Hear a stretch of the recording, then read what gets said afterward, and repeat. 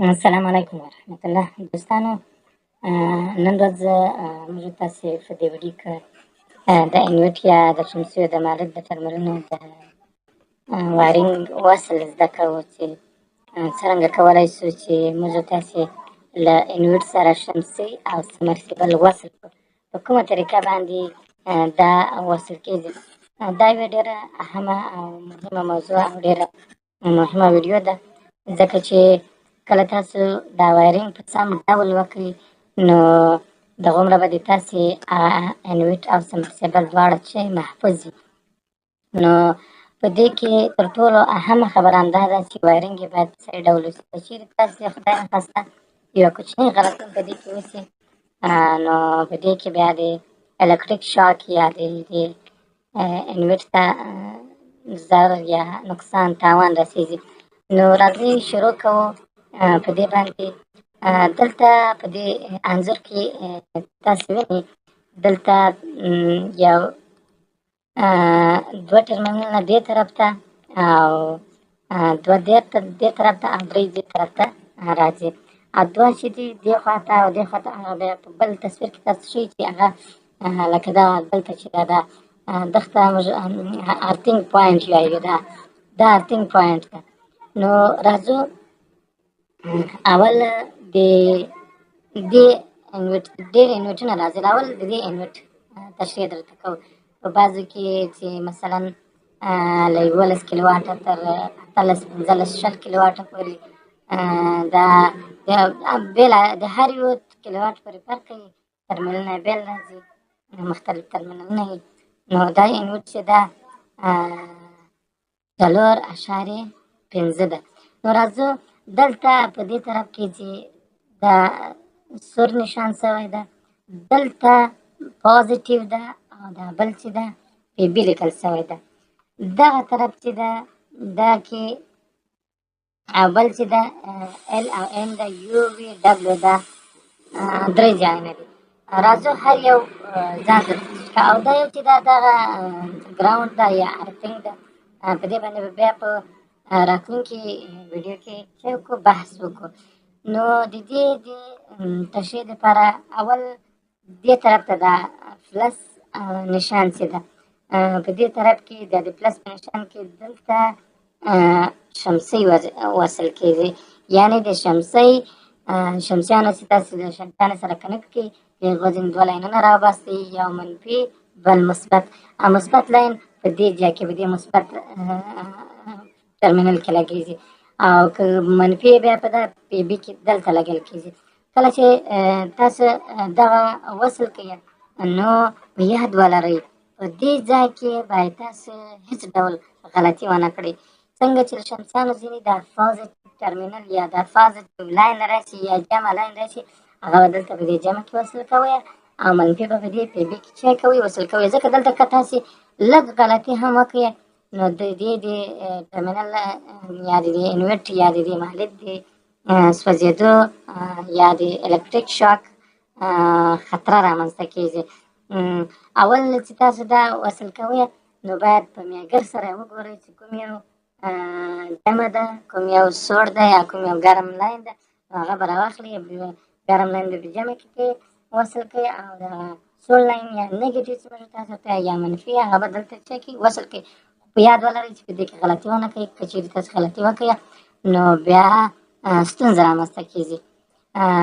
بل چې ده دا بل په ځینو کې راځي آر ایس ټي او ځینو کې په وړو مالیدونو کې ال ان راځي. دغه د ژوندي برق لپاره ده.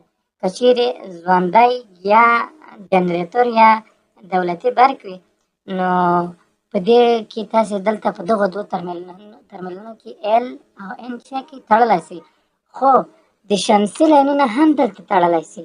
خو د دې تر ټولو زیاته یا اهمه نقطه دا ده چې که چېرې تاسې دلته د اکثره وخت ټول اوس په دې ال او ان کې تړل کېږي، په دې مثبت او منفي هغه کې ترمینلونو کې نه تړل کېږي.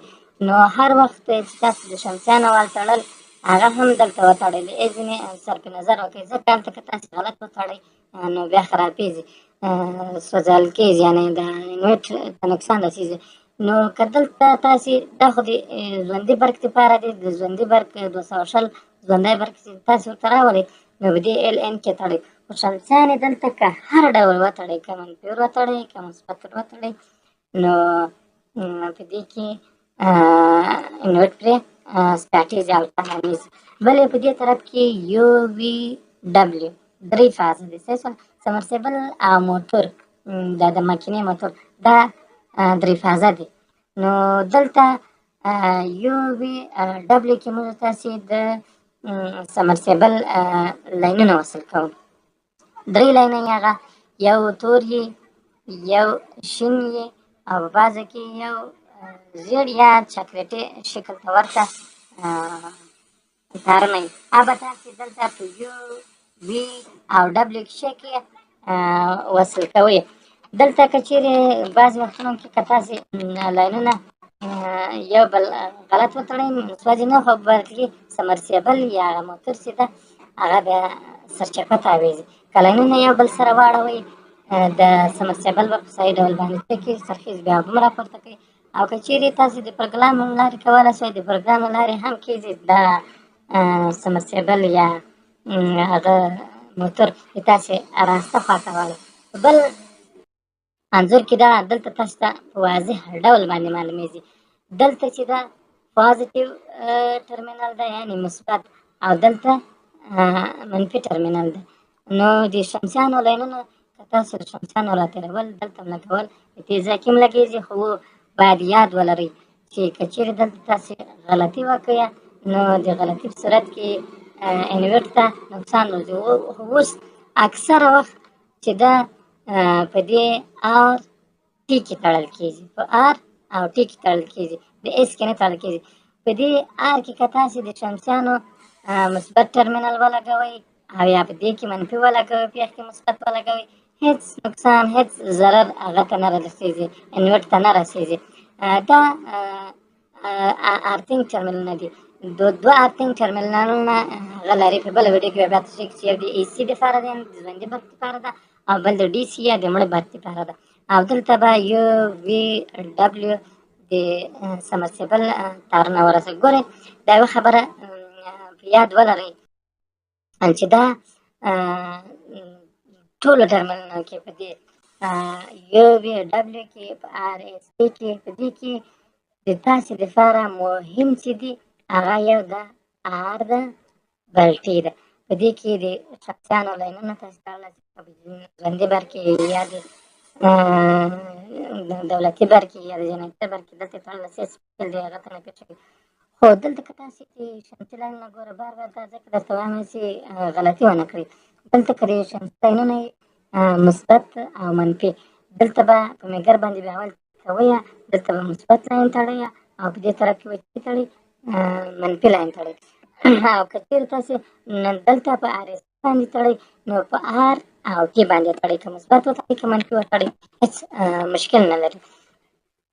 بل رنګونه د لاینو رنګونه زموږ سره سمرسیبلونو کې تور لاین راځي، د لاین رنګ تور وي، دا ډول شین رنګ وي او په اکثرو کې دا رقم زیړ دا سرمایه رنګونه وي.